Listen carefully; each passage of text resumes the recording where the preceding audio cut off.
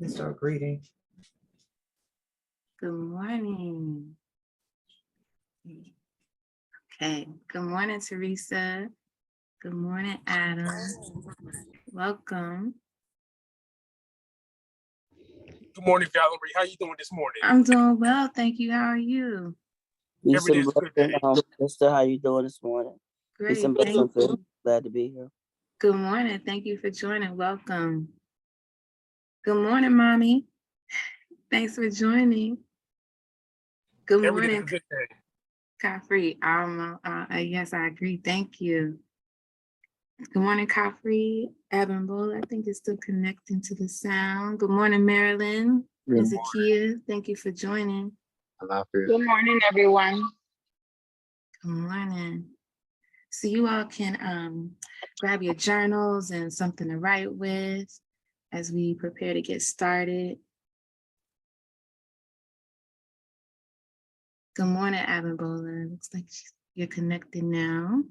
Good morning, Peace and Marie. blessings. Welcome. Good morning.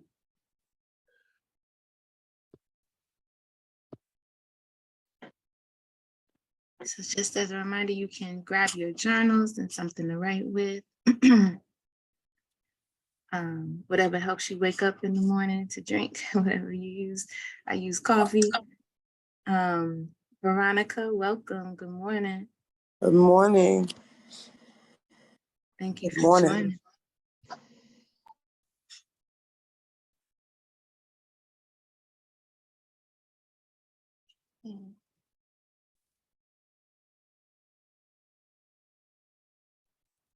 As we wait for more folks to come into the space, I want to acknowledge Mama Lavelle. Happy birthday to you. Blessings to you. I heard tell that today is your birthday, and just grateful that you are spending the morning with us. So appreciative. Thank you. Good morning. Happy birthday. Yeah, we love you. We definitely appreciate you being here in the Wake Up space and part of the Wake Up family. So, if we can repeat, there's more folk coming in, like what they need. Okay. Yes, good morning. Thank you for joining. You can grab your journal and something to write with, and whatever else you need to feel awake and comfortable as we talk this morning.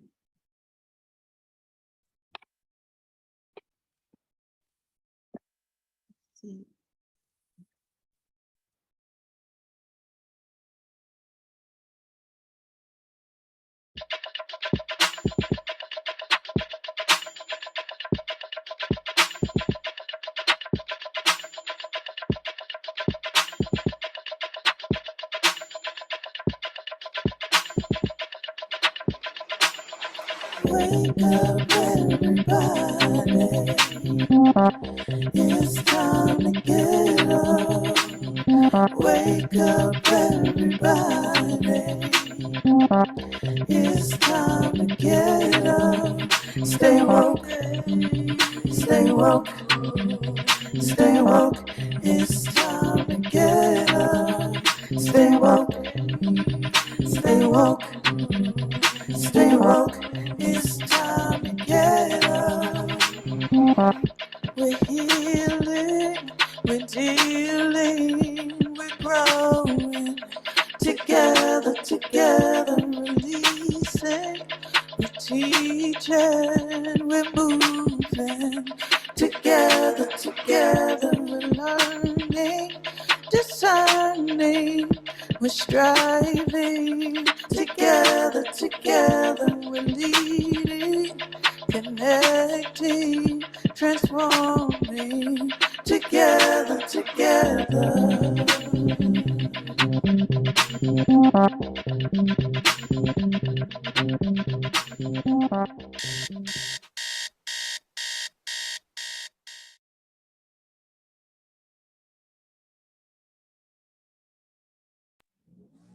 Got you, Valerie.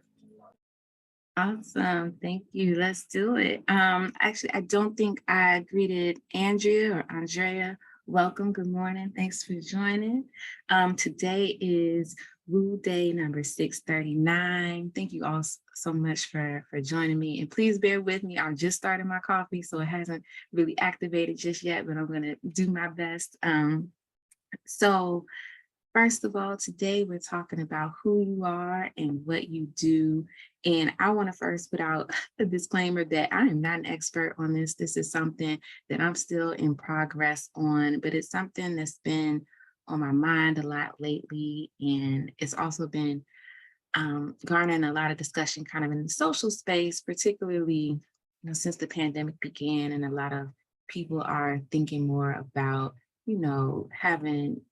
having alignment with what's really important to them, this process of doing a lot more introspective thought and kind of reevaluation of priorities. And so like I said, this is something that I'm in progress on, and I thought it would be a nice topic for us to kind of explore today in conversation. So this is what we're going to do. So if you can grab your journal, and we're just going to take a few minutes to write down your answers to these questions. When you meet someone for the first time, how do you typically introduce yourself? And do you introduce yourself differently in social settings versus professional settings? If you do, how does it look different, right? And then how do you reply when someone asks, what do you do?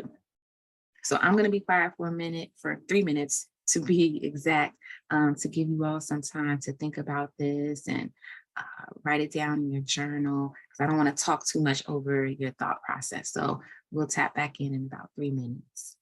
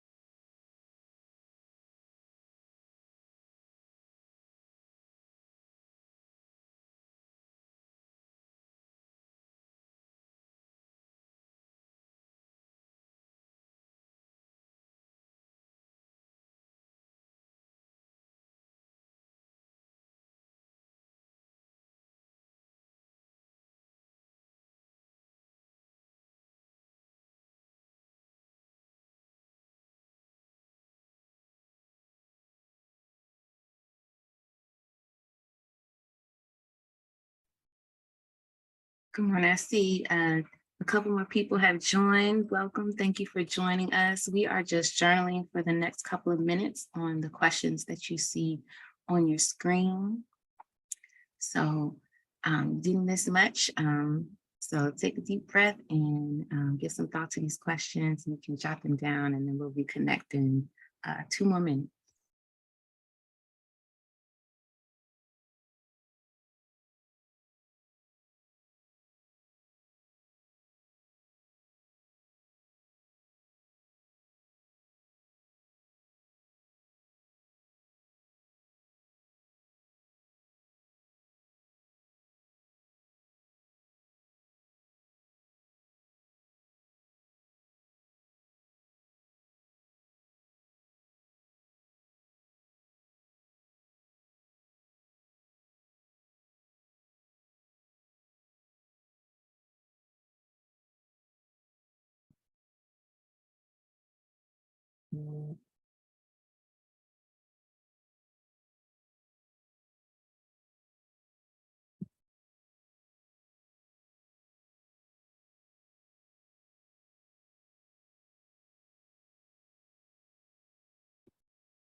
All right, we have a little less than a minute left, not to rush you, but just to help you gauge where you stand so far.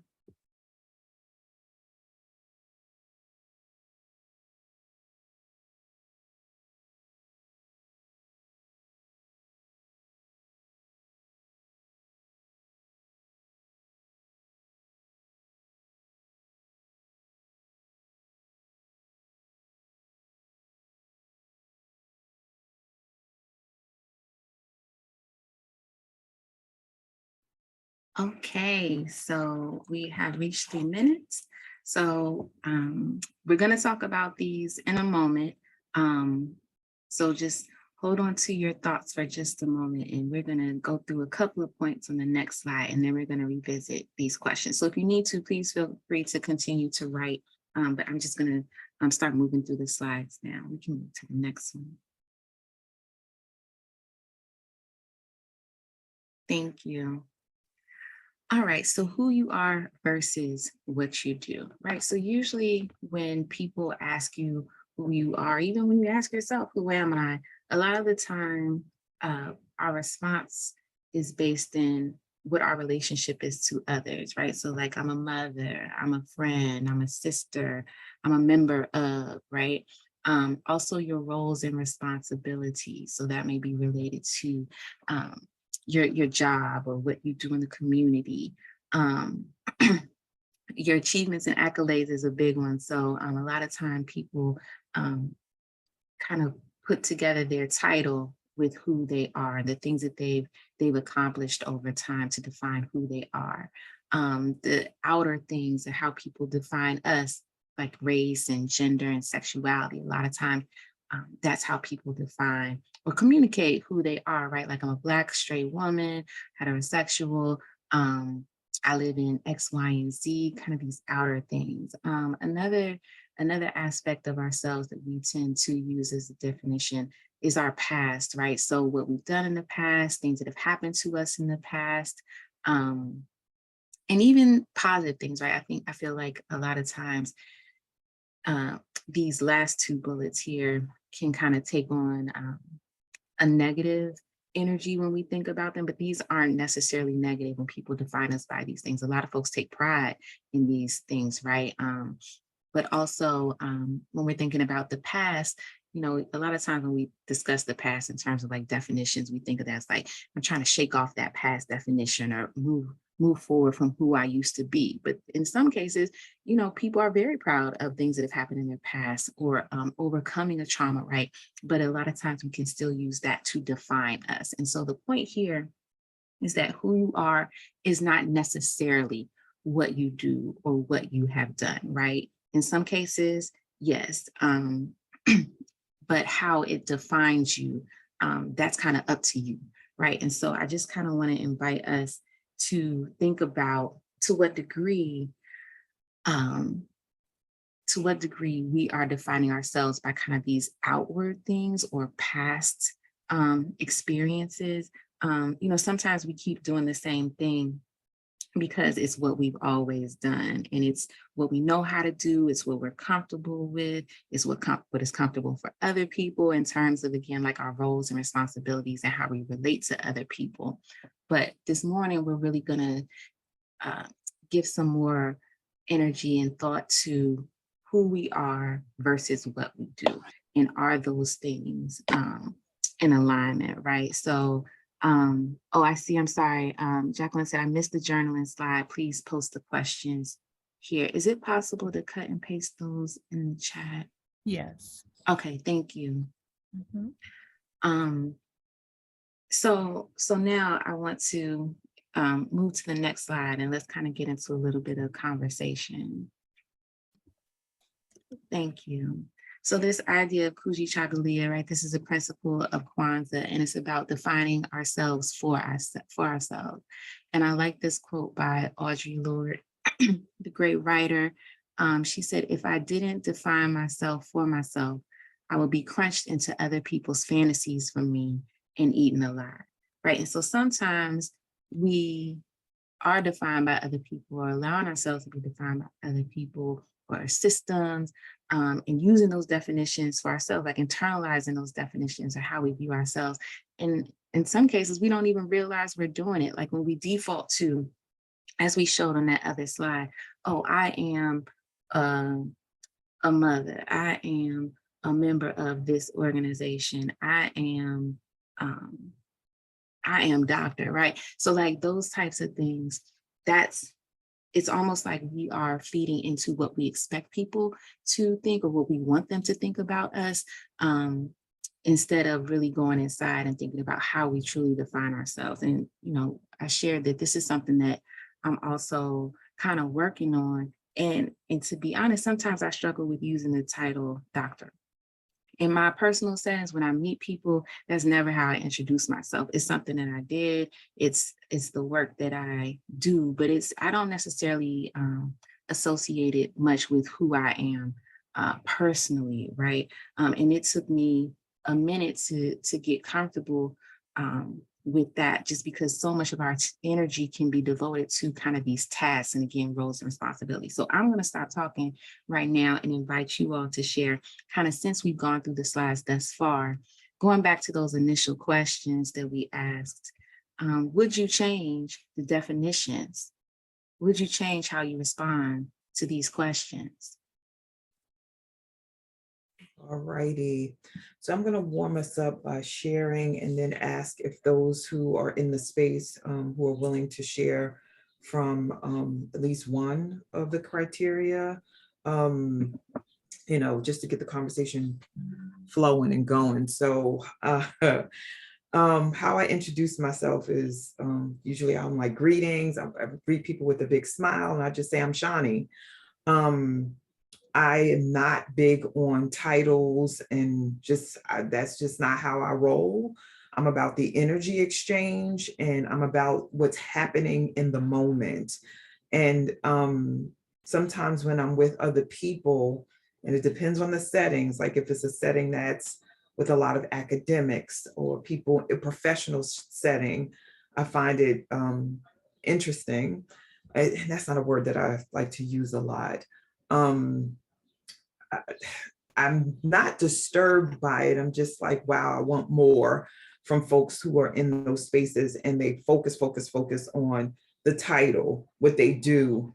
I like having real conversations and multidimensional conversations and just being in a space where we talk about work or academic stuff. And I find I'm with some folks that just want to talk about research or take the conversation there all the time. And I'm like, I don't want to talk about that. I want to get to know you on a different level as a person. So that's where I come from in reference to connection and creating a space for people to get to know me.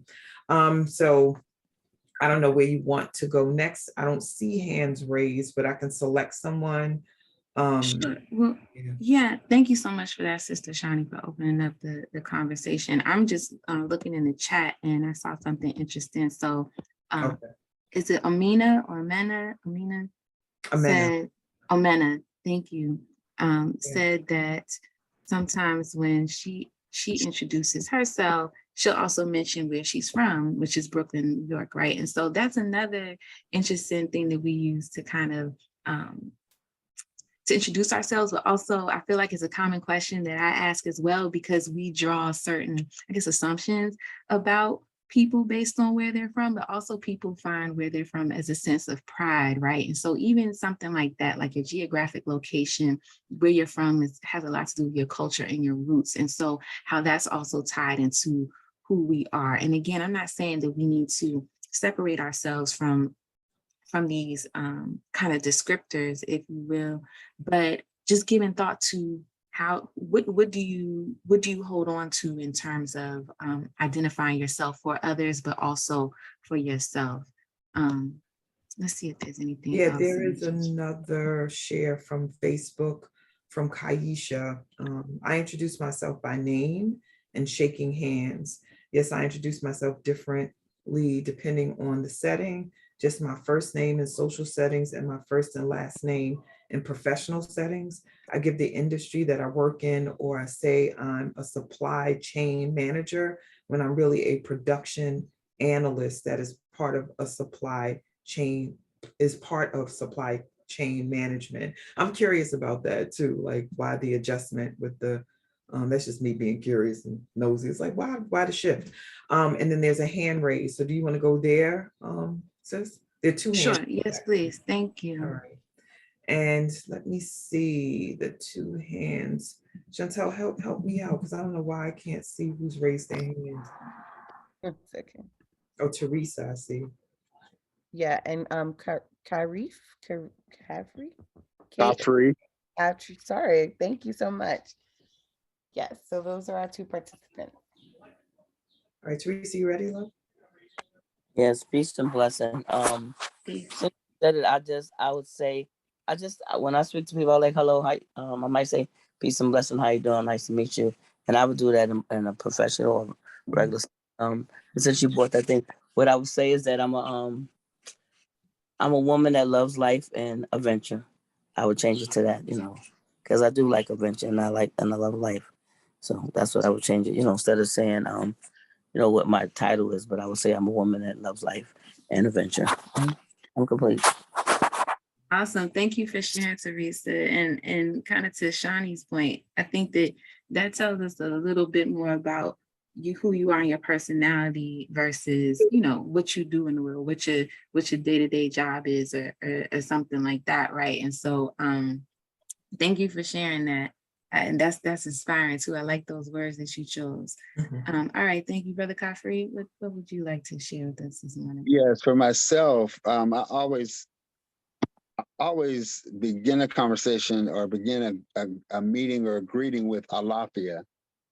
And then I'll say peace if I believe that the person may not know what Alafia means. And then I share my full name.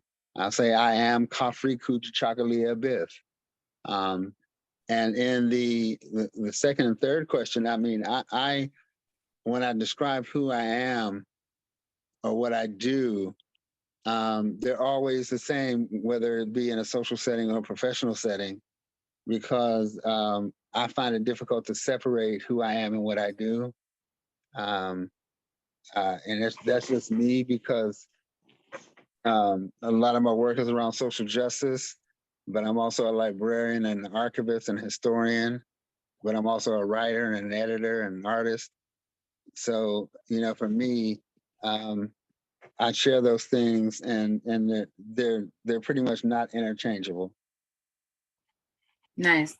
Thank you for sharing that. And that actually kind of leads us to the next part of our conversation about when the two kind of meet, right? So if we could go to the next slide, please. Thank you for sharing. Hold on. Thank you all for sharing. Yeah. All right. And give me a sec. Just thinking about what Brother Kafri said about having challenges separating who he is from what he does. Just my life is about purpose, and everything that I do is aligned with that. So, just thinking about that, being your purpose means that how you show up is in that space. And, I stress being, like a vibration and energy. Like it's one thing to say I'm a doctor, like you were speaking about earlier, but being the energy of doctor means that you are walking in that space of healing and serving all the time. Ashe. Yeah, sure. Thank you. Yeah. So here's the slide. Thank you. Yes. So on the prior slide, we were talking about who you are versus what you do. And so in this moment, we want to talk about who you are and what you do. So right on time, of course, completely expected. Sister Shawnee is right in line with where we're going. It's about bringing alignment to that, right? So is what you do in alignment with who you are. And when I say what you do in this space, I don't mean what you do in terms of like your job necessarily. So that can be part of it, but what you do like in your daily, is that in alignment truly with who you are? So what does this look like for you? If it is the case, like Brother Capri said, where he has trouble separating his professional from his personal because they're intertwined, that's what we're talking about here. And I don't necessarily want to use the word trouble, because I'm not advocating for you doing that. I'm advocating for you actually to have more alignment between your personal and your professional if possible, right? So for those of you who do have alignment in those spaces, what does that look like for you, right? And so these are some things, these questions may be something that you want to jot down in your journal as well. And so feel free to jump in and share, vocally in this space. But also I really want for us to take these questions and spend some time on them. So we don't have enough time this morning in this session, but if you could just maybe jot these questions down in your journal and take some time, maybe later today or some other time and space to really think through these. So then the next question says, I'm sorry, I think I heard someone. Yeah, you have a hand raised, and it's up to you, based on your timing. Today is a shorter day, but we take the time if the facilitator desires to. No, I'm fine. Yeah, thank you, Okay, it's Shauna. up to Yes, you. let's Yeah, please. we will follow you, and this is a powerful conversation. So Theodora, I saw your hand up. Are you still willing to share? Yes, All right, wonderful. Thank you, sis. I'm trying to get my picture on, but it won't come on. For some reason, it keeps kicking back. Okay. I don't know why. But for me, if I introduce myself, I always introduce myself as, depending on social settings, I introduce myself with my name, which is Theodora. And if I'm with friends, my nickname is Sissy. But I rarely tell people what I do because that's not who I am, it's what I do. I am a nurse by profession. And it's not that I'm very proud of what I do, but it's like to separate the two for me. So I rarely go around, like you see people, Theodora RN, no. I have some friends that, they're always doctor this and doctor that. And it's hard for them to separate, it seems, as to who they are as a part of, they're a doctor all the time. I'm a nurse all the time, but that's not all of who I am. Thank you for sharing that. I dig that, the separation. And not to say that there's anything wrong with people who identify that, because there's some people say you worked hard for that RN credential, you worked hard for that, you need to say it, right? But I totally understand when to separate the professional from the personal, because sometimes your professional takes up a lot of time and energy. You just want your you time, because sometimes when you tell people what you do, that's what they focus on and that's what they want to talk about. Like Shani said, and they're coming to you with all these medical questions as a nurse. But thank you for sharing, Theodora. Are there any other hands up? I see something. No hands that I can see, but comments in the chat. So let's see. I want to just interject, one of the things about this society, and Val, you'll share what your take is on this. I do a lot of anti-racist work and training, work around diversity, equity, and inclusion, but very clear about the necessity to talk about white supremacy, culture, and patriarchy. And in this society, we are taught that our value comes from what we do. In this society, the higher the accolades and the more letters you have behind your name and the more years that you have as far as experience, the more important and valuable you are. And people lead sometimes with, I'm a doctor, I'm a nurse, I'm a this, I'm a that. Even will go to tell you how much money they make. It's weird, because we've been indoctrinated with my value comes from what I've produced and manifested over the course of my life that the world says is most valuable. And some of the most brilliant people that I know don't have formal titles, but their informal titles are dope as hell and do a lot to transform people around them and systems and dynamics. So I just wanted to put that out there. That is cool if you're using the title, but if there's an attachment to it meaning something and an attachment to saying it as like a dig or a way to overpower others, then I tie that to how we've been oppressed as a people and indoctrinated with that mindset. Sure. I'm snapping, Sister Shawnee. And thank you so much for bringing up the topic of white supremacy, because it makes me think about too how sometimes our introductions, and I'll speak for myself, sometimes I'm strategic in how I introduce myself and what titles I use and when, right? And I used to find that I was quick to pull out like that doctor title when I was in white spaces, or when I'm in a situation where I feel like I need someone, like I want to ensure that I'm going to get a particular level of respect in this interaction and engagement. And I had to question myself on that. That's another thing I'm working on, is really checking myself on how I interact with this white gaze, or my level of concern for the white gaze, or how white people are looking at me, and kind of this idea of, I'm assuming that you're going to treat me with a bit less respect because you see the color of my skin, or you see that I'm a woman. So let me throw this out here to try to perhaps prompt you to give me a little more respect. And it shouldn't be that way, right? So like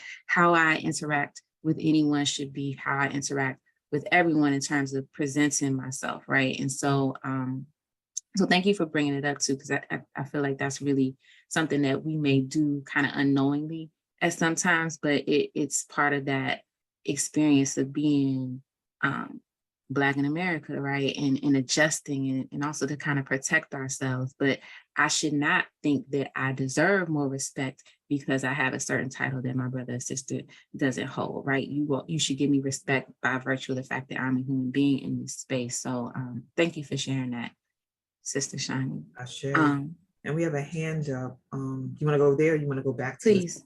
Okay. So Teresa, are you ready?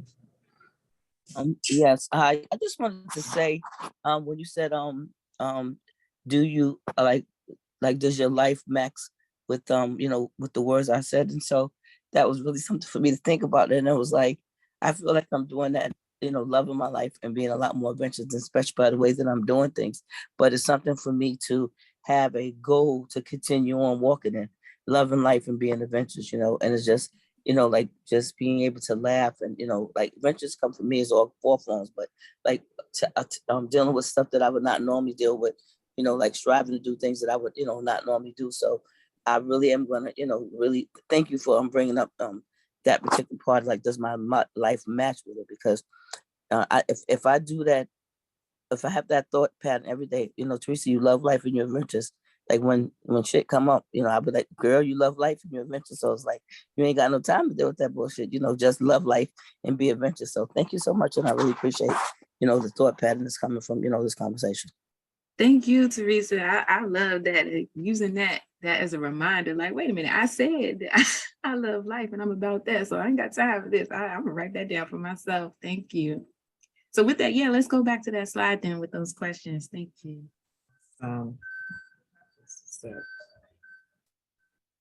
Here we go. Thank you. Okay, so the second question here says, if it is not, so if what you do is not in alignment with who you are, what are some things that you can do to bring more alignment in your being and your doing? And I love, again, Sister Shani, you said that earlier, use those words, being and doing. It's just, this conversation feels so, again, aligned. So if you're not in alignment with what you do and who you are, what can you do to bring that alignment? So your being is truly who you are, right? And then your doing. So what are your talents? What are your passions? What are your skills? Those things that really are who you are. How can you bring more of that into your daily doing? Whether that's your job or just what you do from moment to moment. So I have here time, right? So like if what you're doing right now is not in alignment with who you are, and I mentioned your job a lot because that's where a lot of us are focused. As Sister Shani said, we're taught to think that what we do and the work that we do is where our value is based, right? And so a lot of folks will say, my job takes up so much of my time, I don't have time to pursue any of my passion. But in this pandemic, we've seen a lot of people leave their profession and move towards something that's more true to them because of this, again, kind of reevaluation of what's important and how you're spending your time. Because when you're faced with your mortality and that, your time could be short, then it's kind of more on your radar to spend more of the time that you have doing the things that bring you joy and fulfillment. So using your talents and your passions and your skills to a larger degree, could you do that full time as a job? Or if you're retired, could you pull more of that into your full-time day? Could it be part-time or at least even sometime? Like just we can give some thought to how can you pull more of that into your day-to-day doing? And we see that Rachel has a hand up. Do you want to share, Rachel? Yes, good morning, everybody. Good morning. So I'm gonna go back to like introductory. I definitely always felt uncomfortable introducing myself, and I always felt it was weird that people would have a conversation and then say, "What do you do, Rachel?" And I always found that very odd. And I would be like, at the time I was a bartender, so I'd be like, I'm a bartender, and then you would see an energy shift, right? Like now what I'm saying isn't as interesting or intriguing. And that might have been the story I told myself, right? But however, that's what I felt. And as far as alignment, while I was bartending, I volunteered I did a lot of volunteer work. And now today I'm in alignment with the work that I want to do. And it's actually happened through the pandemic because that establishment had closed for a period of time. So I was able to kind of volunteer more and do more work. But I was volunteering for about 5 years. I knew what I wanted, the field I wanted to be in.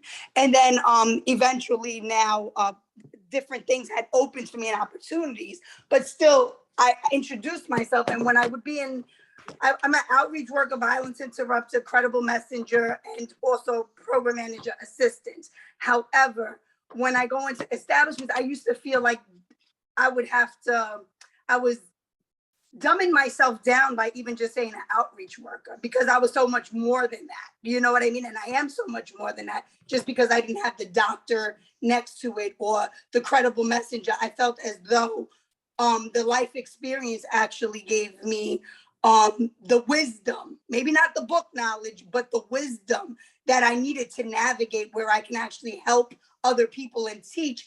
But in certain spaces, I felt as though that didn't hold a rank. And I'm complete.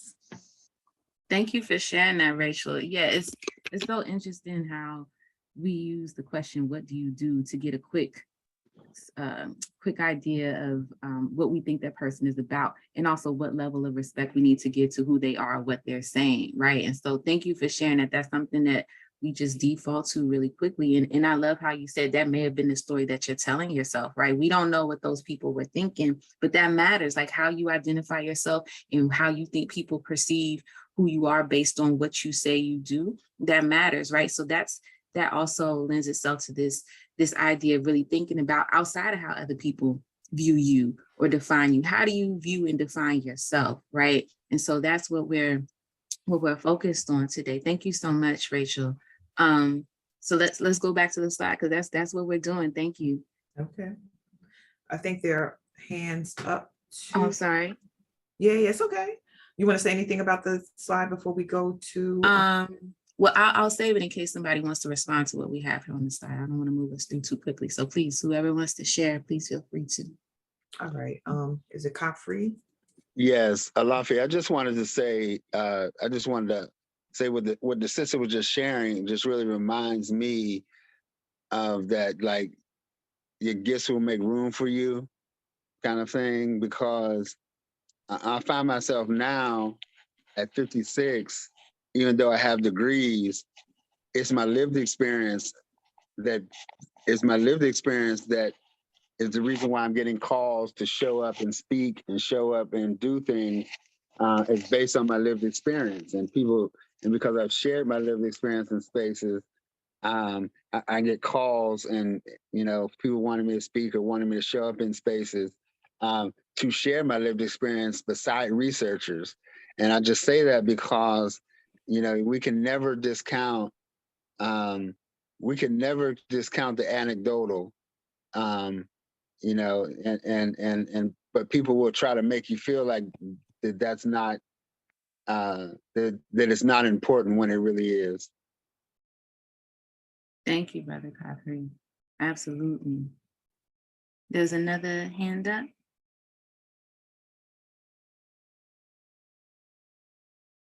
Yes, there was another hand. Who was it? Marilyn? Yeah, Good Marilyn. morning. Yes. Hi, how are you? I'm really enjoying this topic. And to me, my struggle is with, like, I introduce myself, I would say I'm Marilyn, how are you? And then when people ask what I do, I always say like, oh, I'm a teacher. Um, and to me, it's kind of like weird because I am a teacher, I'm an educator, but a lot of people don't see me like that because I don't hold that piece of paper that says like I finished my bachelor's and I got my license. But I've been in this field going on 12 years. That's 12 years of experience that I have under my belt. And then we're like, oh, what grade do you teach? I've always been within preschool. I love working with little children. And like to a lot of people, preschools is not the same thing as working with in the DOE in the public schools. Like, oh, that's not teaching, that's just babysitting, or that's a daycare. And I find myself always trying to kind of defend what I do because a lot of people do see it as, oh, that's a daycare. And I tell like a lot of the teachers that I know that are on the board of ed, I'm like, yeah, I was like, it might look like a daycare. It might look very different from what you do, but you probably can't handle what we do here, especially with smaller children, just about the same amount of children as them in a public school. And we do curriculums, we have thematic units, we do anecdotals, we do assessments. I mean, there's so much involved in what we do that I feel like my battle is people actually seeing me for who I am versus, oh, you're just a daycare worker. That's it, like that's not interesting. Like, no, I'm more than that. I was like, I'm in school. I'm still, fighting to get that degree. But I feel like having, like my husband says, having that piece of paper should not define who I am, what I do. Because what I do, especially how my students see me, is way different than how most students see their teachers in a public school. And I feel like my battle is for people not to see me as this young little girl still working in a daycare, where I'm like, no, that's not all I am. And even when I'm around like people who are professional, making top-notch dollars versus the dollars I make, there's a really like a cliff. But again, it doesn't define who I am. It doesn't define how I can hold a conversation, how I can entertain a room. And I feel like there's such a big mismatch between like social groups and like social people. And I feel like people are always defined by what they do, and people really don't see who the people are from deep down inside. And I'm complete. Thank you for sharing that, Marilyn. And I mean, what an example of Kuji Chagalia, right? Like you're naming yourself for yourself.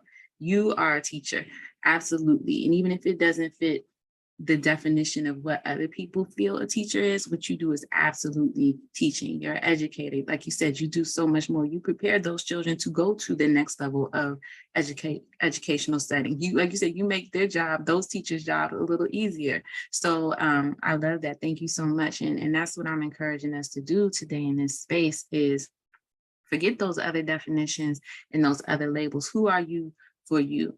And so I want to take us back to the slide because I want to make sure we have time to get through all the questions, especially if you're going to kind of jot those down in your journal to think through a little bit more later when you have more time.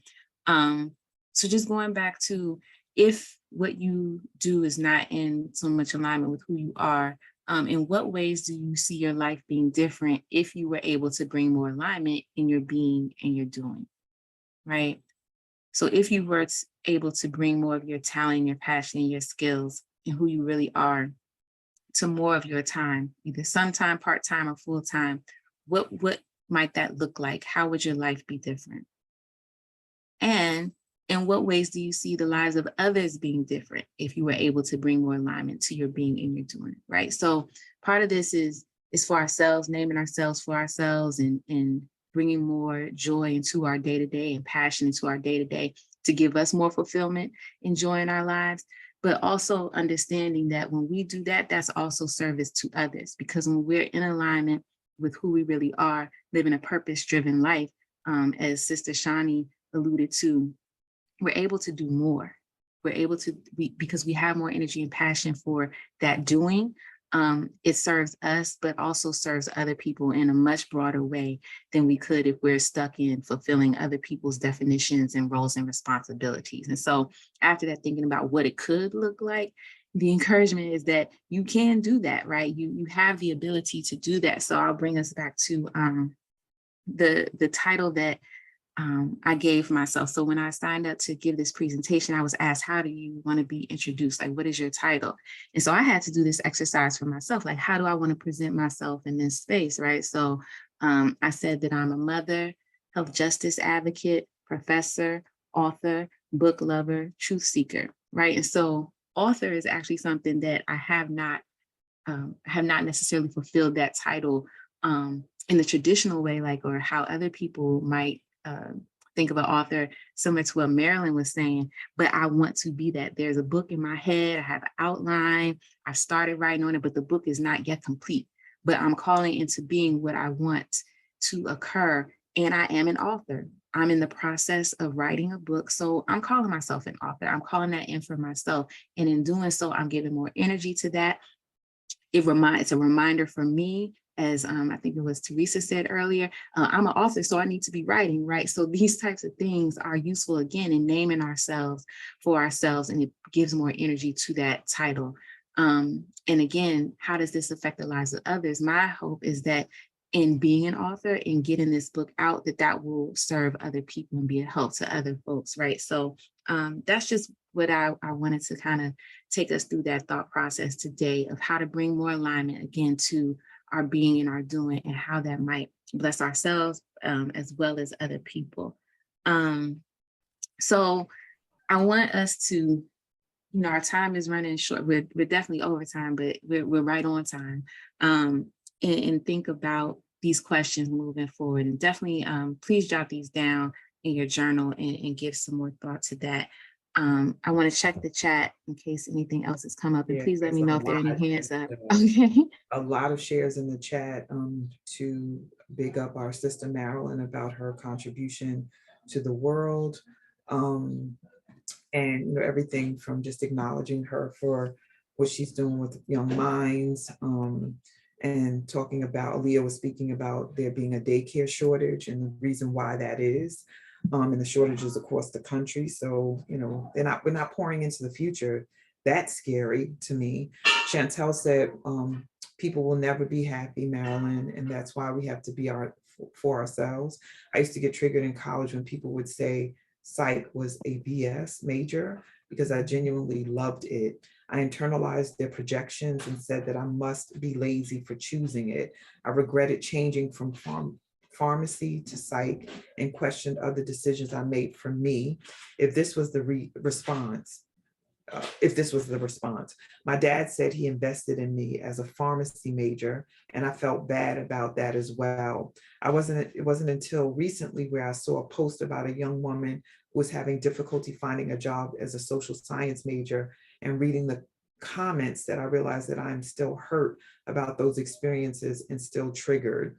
I want to pause here for a sec around what Chantel wrote, because what was coming up for me, Valerie, was the fact that I know several people, friends and colleagues, that are in their profession because of what the profession means, not because of what they're called to do. So what it means as far as prestige, what it means as far as money, what it means as far as what the world thinks of it and how the world responds to it. I know families where everybody's a nurse, but when I think about who some of the folks are, I'm like, why are you a nurse? Why? And I've met some of those why are you a nurse folks in hospitals and in clinics where they have no social connection, no empathy, sometimes no skill, like the knowledge is not even there. And that's scary for me. Or folks, because I've been in a lot of spiritual communities where all of the men, they come from their generations of pastors. Now that could be a calling for a family, but sometimes that's just because they did it and I'm expected to do it, so I'm going to do it. And when I think about the damage, the potential damage that can be done when you've been indoctrinated to be a doctor, a lawyer, a pastor, and told that that's the route you must take, or Chantel, and what you're saying, I'm not saying your father said this specifically, but I know some parents are like, if you don't go to school for law, I'm not paying for your schooling.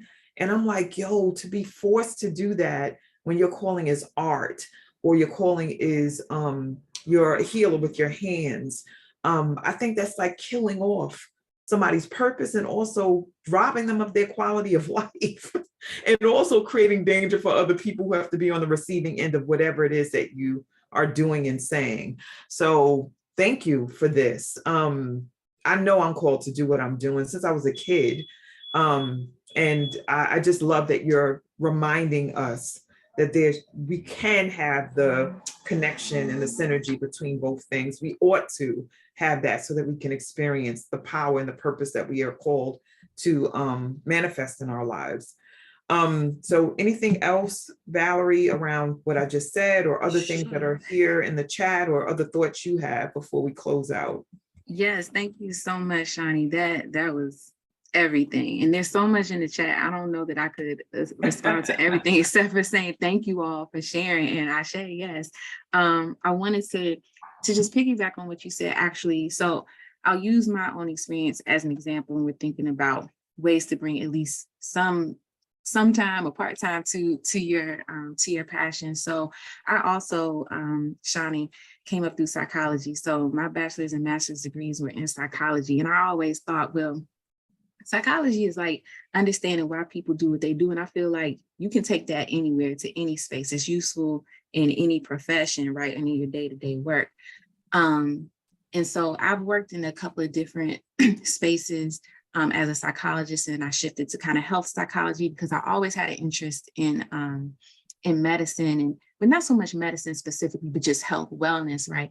So I initially wanted to be a double major in psychology and biology to bring those together, but my school didn't allow double majors in those two spaces. And so I had to choose one or the other. So I was either going to have to go biology pre-med or psychology. And I found out that in med school, you have to work on cadavers, it's dead bodies. So I was like, all right, I'll go to psychology. But I always had that interest in health and wellness. So I initially was doing one-on-one counseling, but then I switched to more health psychology. So I'm a health psychologist. And then I was working in the public health space for a while. So I was a public health professor for some time. And then, and I enjoyed that. I don't want to take away from that time in my life. I enjoyed that very much because I also enjoy like sharing knowledge with folks. I don't like saying that I'm like imparting knowledge, because I don't do that. Like it's a shared experience.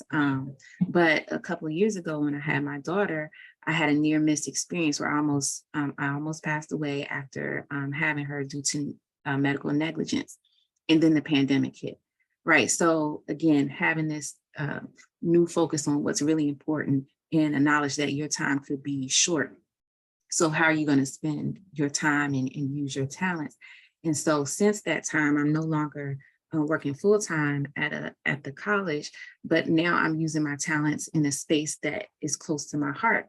And that's working again to address the Black maternal health crisis. So I'm using my educational training in an organization that is focused on reducing the disparities in infant and maternal health. And the project that I'm specifically working on is a community-based approach to protecting Black and Indigenous mothers, right? And so that is just an example of a way that you can, whatever you're passionate about, figure out a way to merge your day-to-day work in that space. And so, like, even if your profession is accounting, but you have a passion for children, you could, a way to kind of merge that, at least in a small step toward that, could be, will become an accountant for an organization that works in that space, right? So you could become, if you're a financial analyst, you could take those talents to an organization that's focused on environmental health issues, right? Like you can you can find ways to merge, even if it's not a big, huge jump, to just kind of get in and get your foot in the door. And even that might bring more joy to your work if you feel like what you're currently doing isn't in that space. So just a couple of thoughts and ideas. Again, I'm not here to teach you. I'm just kind of having this conversation and thinking this through together. And I'm hoping that it's been helpful. So we can move to the last slide. Sure. You've been great, Val. Thank you. Thank you, Shawnee, for the opportunity to come Of here. course. And I think I said before, morning time is not my prime time, but this is giving me beautiful energy. I'm so grateful to be here. Thank you for welcoming me into Of this space. course. And I just want to also, again, acknowledge my mama is in the room. Thank you for Hi, being Mama. here. Thank you for bringing me here to share this. Mommy is there. So this final slide is from Oprah Winfrey. She has a lot of great quotes. And so I thought this one was useful for our conversation today. It says, "You are not the product of your circumstances. You are a composite of all the things you believe and all the places you believe you can go. Your past does not define you." And I want to take a pause here to say your past, good or bad, does not define you. Whether you have all these accomplishments or whether some really terrible experiences have come through your life, those things do not define you. You can step out of your history and create a new day for yourself. Even if the entire culture is saying you can't, you're not, you won't, right? Even if every single possible bad thing can happen to you does, you can keep going forward. And so this is just a reminder that you can be who you want to be. You can name yourself for yourself. You can create the experiences that you want in your life. And in doing so, you'll bless yourself and other people. Thank you so much for inviting me and sharing in this conversation today. I am excited to join you again at some time in the future. Love to you all. That's it for me this morning. I'm complete. Shay, thank you. Really beautiful. And the community is calling you. They're calling you on the court. They're like, you got to come back for part 2 and do a 90-minute session. So, you know, we'll be, me and Chantel, when we go into the debriefing, we'll be bullying Valerie into doing it. You can count me in. All right. Didn't take much coaxing. No bullying necessary. It's an honor. Thank you so much. So your contact information is here. You want to say anything about this before we? Yeah, so thank you for the invitation to talk a little bit about it. Just real quick. So Instagram, this one listed here is not my personal Instagram. It's my passion project, right? And you'll see it got a little slow. There haven't been recent posts in the last month or so because just I've been busy. But after having my daughter, I was spending a lot of time pulling together like educational things for her in the space while we were, stuck at home in the pandemic. And I really got into finding Black children's books because it's important to us that she sees herself in our teaching materials and just her recreational reading, right? And so I figured out a way to kind of figured out a way to tie the books that we're reading into activities that can encourage parents or educators to have deeper conversations with their kids, even if they're very young kids, about how the stories in the books tie into mental and emotional and even physical health, because that's my background. That's the work that I do. So how mental and physical health are intertwined. And so I have profiled a couple of books with some activity booklets to help guide parents and educators through doing that with their kids. And so you'll see that there, as well as just book recommendations for different topics. So that's my Brave Baby Book Club. And Brave is after my daughter. That's her middle name because we named her that because we want her to have that spirit. Just quickly, that's something that I struggled with for many years, anxiety. And I lived in Brooklyn for a while. And I always said, if you have anxiety, even on a low level, New York will bring it out of you and force you to deal with it. And so in my time in New York, I feel that I became a more confident and brave person. And I wanted my daughter to pick that up from my experience and not pull my anxiety, but pull that spirit of bravery. So we named her Brave. And so that's the book club's name as well. So that's what you'll find there. This email is my personal email. Please feel free to reach out. So yes, that's how to reach me. Awesome.